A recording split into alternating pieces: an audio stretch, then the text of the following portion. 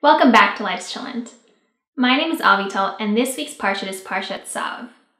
Similarly to last week's Parshat Vayikra, a lot of the focus of Parshat Tsav is about offerings that we would bring to the Mishkan, to the tabernacle, and it also talks about, a big portion of Parshat Tsav, also talks about the actual inaugurating of the Kohanim, of the priests, so that they would be prepared to serve in the Mishkan, because now the Mishkan was complete.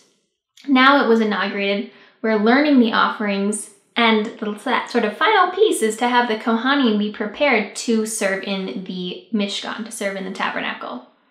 And so it kind of goes through and talks about their purification process and the clothes that they would wear and were putting on, and the feasts they would have and the offerings they would give. And it's just like their preparation so that the tabernacle can be fully functioning.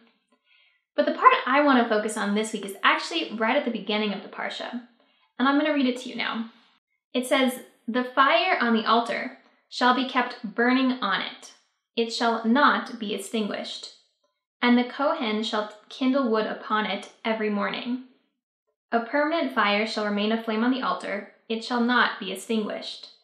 So it's an interesting thing, actually, because there's both a positive command and a negative command. So the positive is that the fire should be kept aflame, and the negative is that the fire shall not be extinguished.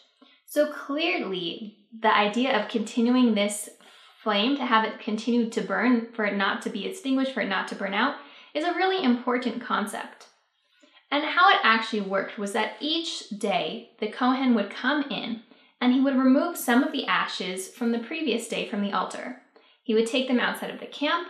Then he would come back and he would kindle the fire. He'd add additional wood to it so that it would continue to burn throughout the day. Again, fulfilling this, it shall not go out and it should be kept aflame. Now you may not see it yet. You may just think, well, that's an interesting thing that he would take the ashes out and then come back and kindle the fire, add additional wood to it. But there's actually a really powerful message there, because each of us as humans have that spark, that flame within us. And you can call it whatever you want. You can call it our energy, our enthusiasm. You can call it our endurance, our passion, our whatever creativity. You can call it whatever you want to call it. But each of us has that limit on the amount that we can give and that we can keep going, that we can add on. We're limited people. And each of us has this flame. And there are times when our flame is shining so brightly and we're able to do everything and accomplish everything. And we're soaring. We're just this burning, burning flame. It's like we've just been lit like a rocket. And then there are times when we are tired and we're drained and life is really tough. And it's like this flame is slowly burning out. And we just don't have that desire to keep going and trying.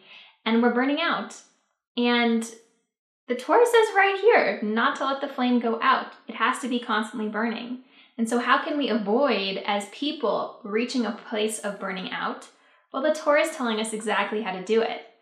The Kohanim had to remove the ashes from the previous day in order to make room for the additional wood and for the fire that was going to burn and the ashes that were going to be created. We have to remove the ashes from yesterday. Whatever in our life is not serving us and is just dragging us down, we need to get rid of it. We have to cut it out. Because it's just taking space. It's just taking the heat. It's taking our flame away from us. And we've spread our flame into so many places and it's so easy to burn out. But we have to, again, first remove those ashes, cut out all of the things that are not necessary, that are dragging us down, that are extinguishing our light. We have to get rid of those things. And only once we've gotten rid of our ashes, so to speak, only once we've gotten rid of those things that aren't serving us any longer, can we add more wood? Can we take on more? And can we have that spark again? A lot of people, when they're feeling burned out, and maybe they don't even recognize it, but they're feeling that kind of lowness, they try to add something new. They're like, okay, I'm going to add meditation. I'm going to add yoga. I'm going to add this new activity. I'm going to add something. And we should be adding something to try and help us out of this like negative burned out space. But we can only do that. It'll be overwhelming if we did that before we cleared space for those things, those healthy new things to come in.